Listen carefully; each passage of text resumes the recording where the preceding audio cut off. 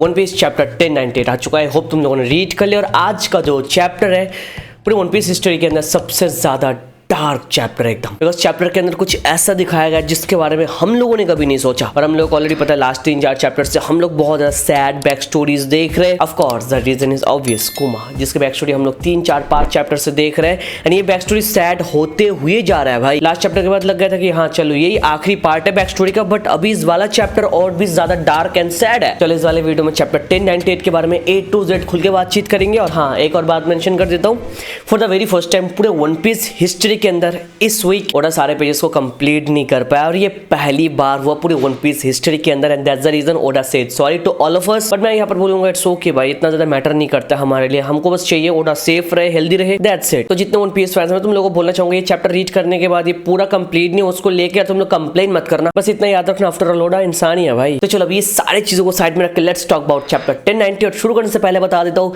Make sure to hit that like button और channel पर subscribe कर लो। सब्सक्राइब करने के बाद पास में जो घंटा है उसे दबा के ऑल पे सेट कर दो। अगर ऑलरेडी सब्सक्राइब करके रखा है तो thank you so much. Last chapter जहां से खत्म हो, ये चैप्टर वही से स्टार्ट होता है। चैप्टर की स्टार्टिंग में हम लोगों ने देखा जिन्हीं को वो लोग किडनैप करके लेकर जाते हैं तेनरीबितो की बीवी बनाने के लिए। बट हम लोगों को पता नहीं कि वो एक्चुअली में तेनरीबितो है कौन। बट हम लोगों को इतना पता चला जो रिवोल्यूशनरी आर्मी वहां पर थे, जिन्हीं के अंडर में वो सारे के सारे लोगों को एकदम से वाइप आउट कर दिया वर्ल्ड गवर्नमेंट ने। ऑफ कोर्स एक सरप्राइज अटैक करके। तुम लोग क्या पता समझ रहे हो क्या चल रहा है। वर्ल्ड गवर्नमेंट ने अटैक किया रिवोल्यूशनरी आर्मी को पूरा वाइप आउट करने के लिए उस साइड से।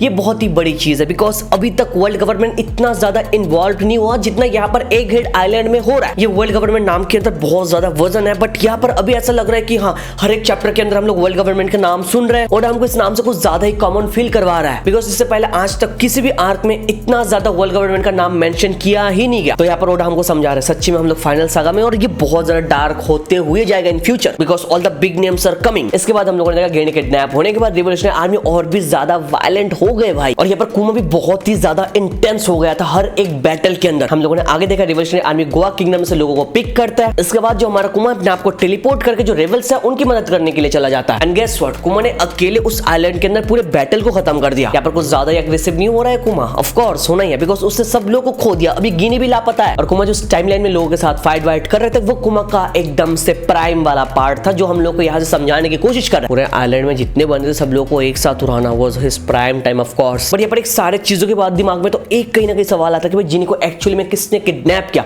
लास्ट वाले चैप्टर के अंदर हम लोगों ने का सूट बूट पहन के वो बंदा आया और उसके आने के बाद इस वाले चैप्टर के अंदर हम लोग को पता चलता है जिन्हें हैज बीन किडनैप। तो या पर मेरे को कहीं ना कहीं लगता है ना ये जो अटैक था रिवोल्यूशनरी आर्मी के ऊपर ये बेसिकली ड्रैगन के लिए था, ड्रैगन के ऊपर एक सरप्राइज अटैक करने के लिए। और इतना क्लियरली हम लोग को मेंशन कर दिया गया वो वर्ल्ड गवर्नमेंट से। डज दैट रियली मीन कि वो अकाइनू था या फिर ये गार्लिंग था जो आने के बाद सब लोगों को पेल के यार गिनी को किडनैप करके वहां पर लेकर गया जिसने ये कांड किया। अगर फिर भी इन दोनों में से कोई भी नहीं होगा तो बट स्टिल यार कोई ना कोई नोटिसेबल कैरेक्टर था वहां पर। और अगर तुम लोगों ने लास्ट वाले चैप्टर के ऊपर मेरी वीडियो देख के रखा था तुम लोग को ऑलरेडी पता है मैंने ये बात बोल के रखा था जिन्हीं को वर्ल्ड गवर्नमेंट वाले किडनैप करने वाले। इस वाले चैप्टर के अंदर यही हुआ। बट जिन्हीं के बारे में आगे बातचीत बाद में करेंगे, पहले बात करते हैं अबाउट कुमा एंड रिवोल्यूशनरी आर्मी। अब यहाँ पर जैसे हम लोगों को दिखाया गया जो रिवोल्यूशनरी आर्मी है वो यहाँ से वहां जा रहा है, लोगों को उठा रहा है, बचा रहा है, अच्छे काम करता है, मेरे को पता है। बट कहीं ना कहीं मेरे को ऐसा लग रहा है ये सारी चीजें करने के पीछे एक ऑब्वियस रीजन है कि जिनी को ढूंढना। बिकॉज उन लोगों को पता नहीं कि जिनी एक्चुअली में है कहां पर। बस उन लोगों को इतना पता चला जिनी हैज बीन किडनैप, तो उन लोगों को कोई आइडिया नहीं है, लोकेशन वगैरह कुछ पता नहीं। तो मोस्ट प्रोबेबली जो रिवोल्यूशनरी आर्मी है वो एक आइलैंड से दूसरे आइलैंड में जा रहा है, लोगों को बचा रहा है, सारी चीजें कर रहा है just to find Ginny of course. और जिस तरह से इस वाले चैप्टर के अंदर बताया गया जो कुमा है वो एकदम से रैम्पेज भाई, एकदम रेज में यहाँ से सब कुछ क्लियर हो जाती है भाई। और उसके बाद आगे जो हमारे सामने रिवील होता है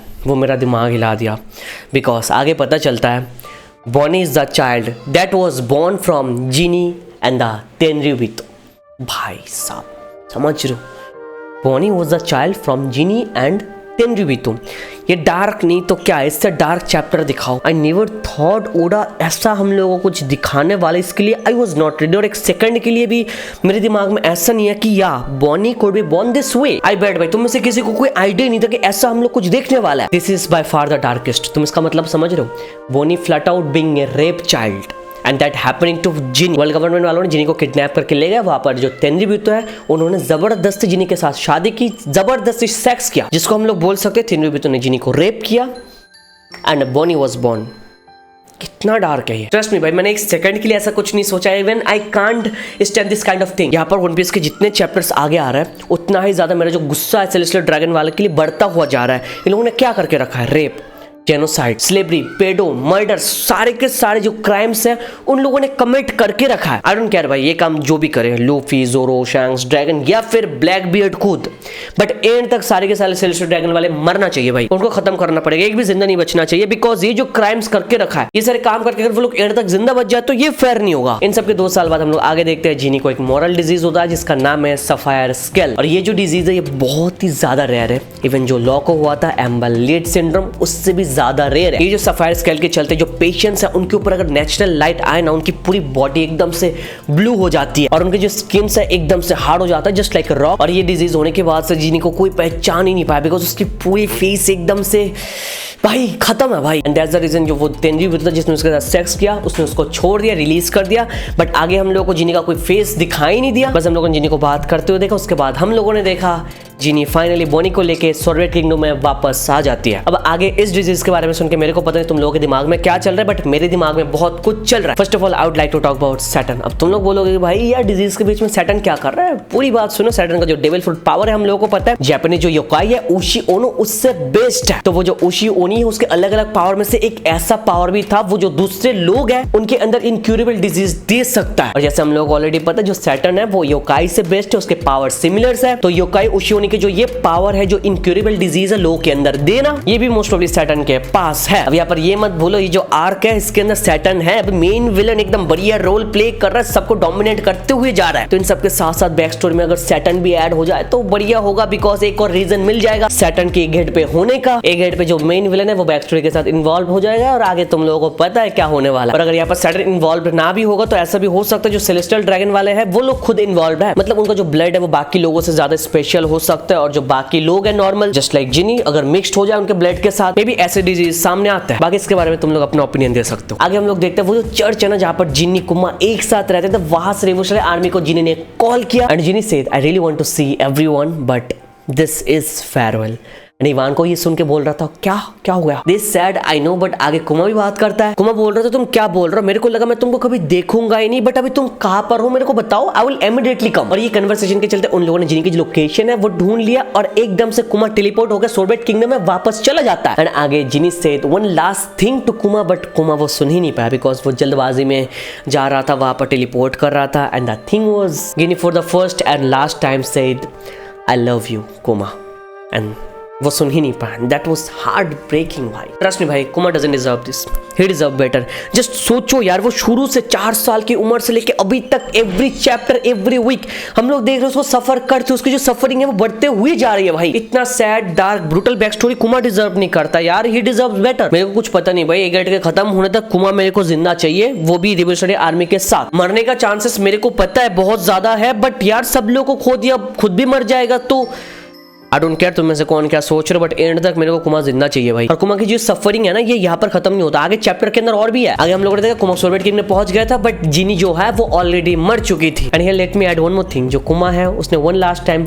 जिनी को ठीक से देख भी नहीं पाया बिकॉज जिनी की जो फेस है वो खत्म थी डिजीज की वजह से, and that's the reason he couldn't see even Ginny for the last time. फिर आगे हमारा कुमा डिसाइड करता है जो बॉनी है वो एल्डर्स की मदद से उसकी देखभाल करने वाला है, और बीच में कुमा टेलीपोर्ट करके रिवोल्यूशनरी आर्मी की मदद भी करने लगता है टाइम टू टाइम। और इसी बीच में उन लोगों को पता चलता है वहां पर सावो भी था जिसको ड्रैगन और हमारा जो कुमा बाकी सारे मिलके यार ट्रेन व्रेन करवा रहे थे। उन्होंने बढ़िया टाइमलाइन मैच करवा लिया भाई। बट आगे के पैनल्स में हम लोग को एक और झटका लगता है बिकॉज आगे हम लोग देखते हैं जो बोनी है उसको भी सेम डिजीज हो जाती है जो उसका मॉम को होता है सफेयर स्केल, और इसकी वजह से कुमा डिसाइड कर लेता है वो रिवोल्यूशनरी आर्मी छोड़ने वाला है और पूरी तरीके से एकदम बोनी के ऊपर फोकस करेगा, उसकी देखभाल करने वाला है। और ड्रैगन ने उसको रोका भी नहीं, एकदम से जाने दे। और जितने डॉक्टर्स है उसके जाने पहचाने सब लोगों को पूछा ये जो डिजीज है इसको ठीक भी कर सकते हैं या फिर नहीं। और इन सब के बाद हम लोगों के सामने आता है सबसे बढ़िया फोरशैडोइंग। यस, कुमा बोलता है बॉनी को if you could travel where would you like to go Bonnie.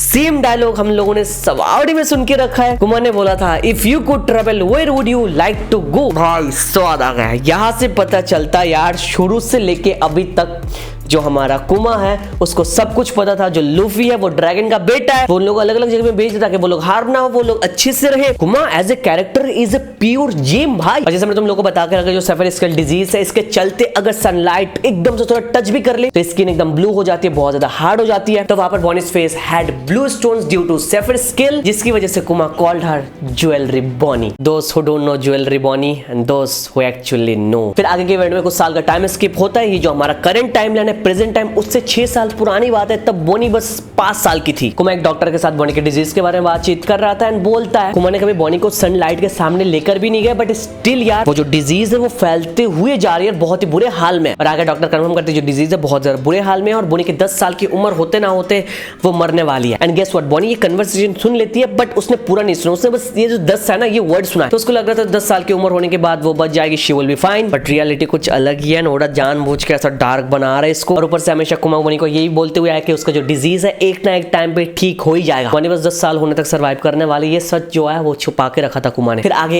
एक और साल का टाइम स्किप होता है, हमारा जो करंट टाइमलाइन है उससे बस 5 साल पुरानी बात है, और जो बोनी है वो तब थी 6 years old। तब हम लोगों ने देखा जो बेकोरी है फॉर्मर सोरबेट किंगडम का किंग, वो एकदम से फिर से किंग बन जाता है, जो बहुत ही खतरनाक था। पूरे मैप को अलग अलग हिस्सों में डिवाइड कर दिया था, लोगों के ऊपर टॉर्चर करता था, वो दोबारा पावर में वापस आ चुका है। आके जो सोरबेट सिटीजन है उन लोगों को मारने लगा। एंड वहां के जितने लोग हैं सारे के सारे लोग कुमा के पास आए मदद मांगने के लिए, और इसके साथ साथ ये चैप्टर यहीं पर खत्म हो जाता है। नेक्स्ट वीक ब्रेक है। And now tell me what do you think about this chapter and everything. ये तो बात सिंपल है, कुमा जो है वो फाइट वाइट करने जाएगा ही, ये तो नॉर्मल है, बट इन सबको छोड़ के भी what do you think about the disease. ये जो बोनी की डिजीज है बहुत ही बुरे हाल में है, 10 साल की उम्र तक वो मरने वाली है बट अभी तक वो जिंदा है, ये ठीक कैसे हुआ? तुम्हारे दिमाग में क्या है, तुम्हारा थ्योरी क्या है? मैं यहाँ पर अपना शेयर कर रहा हूँ, बाकी तुम लोग अपना कर दो। फर्स्ट चीज जो मेरे दिमाग में आ रहा है, हम लोगों ने ऑलरेडी देख रखा है कुमा लोगों के जो पेन वगैरह है वो एकदम से बबल में कैद कर लेता है और अपने ऊपर ले लेता है सब कुछ। तो मोस्टली मेरे को लगता है जो डिजीज है वो बोनी से बाहर निकाल के अपने ऊपर डाल दिया। अगर वो ऐसा नहीं करेगा तो बोनी मर जाएगा, तो इससे क्या होगा, उसकी जो डिजीज है वो कुमा के ऊपर आ जाएगा। अगर कुमा मर जाएगा तो फिर से वो डिजीज बोनी के पास चली जाएगी, राइट? ये करने के बाद कुमा वेगापंक से मिला, उसके बाद इस डिजीज के बारे में बात किया एंड एट सम पॉइंट कुमा ने शायद डिसाइड किया वो अपने आप को एकदम चेंज करने वाला है साइबोर्ग्स में। अब अगर ये आइडिया ज्यादा सेंस नहीं बनाना तो ऐसा भी हो सकता है Bonney's devil fruit is the reason she survive. और यहाँ पर जो बोनी के डेविल फ्रूट का नाम है वो भी हम लोगों के सामने अभी तक ऑर्डर ने रिवील नहीं किया, इसके पीछे कोई ना कोई रीजन है।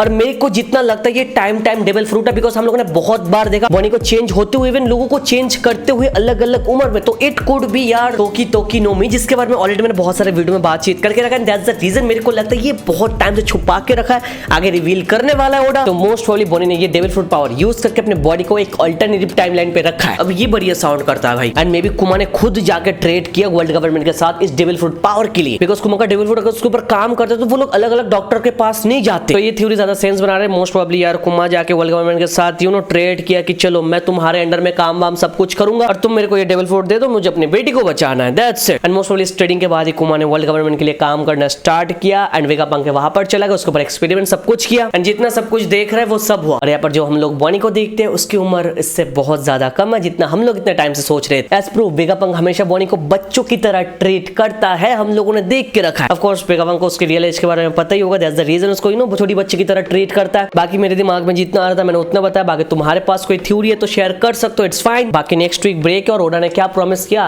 1100 चैप्टर धमाका होने वाला है।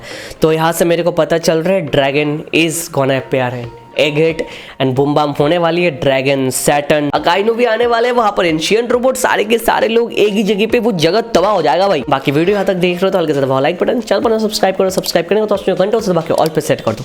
Thank you so much for watching this video, तो मिलता है नेक्स्ट वीडियो में।